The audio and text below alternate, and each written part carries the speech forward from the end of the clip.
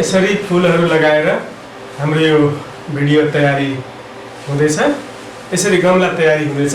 यी सारा फुलहरू लगाइसकेपछि आफूलाई इच्छा अनुसारको डिजाइनहरू बनाइसकेपछि यो हाम्रो गमला तयारी भएको अवस्था छ र यसमा अलिकति काम बाँकी छ। यसलाई पनि म पुरा गर्दै गर्छु र नपुगेको ठाउँमा यसरी आदि काटेर चाहिँ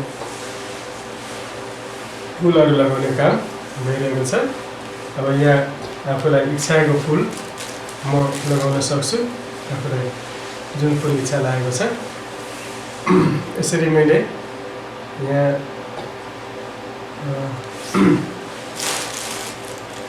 यो फुल यसरी पात लगाइसकेपछि यसलाई मैले लगाउँदैछु।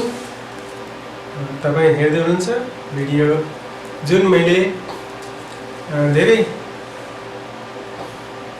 भन्दा धेरै साथीहरूलाई सेयर गर्नुहोस् भन्ने इच्छा राखेको छु र यसरी हाम्रो फुलको आकर्षक गमला तयार भयो।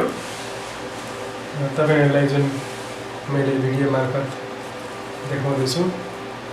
अब मुख्य कुरा के छ भने हामीले यसरी गमला बनाउँदा, यसरी फुलको चाहिँ आकर्षक फुल बनाउँदा, फुलको बोट बनाउँदा चाहिँ धेरै भन्दा धेरै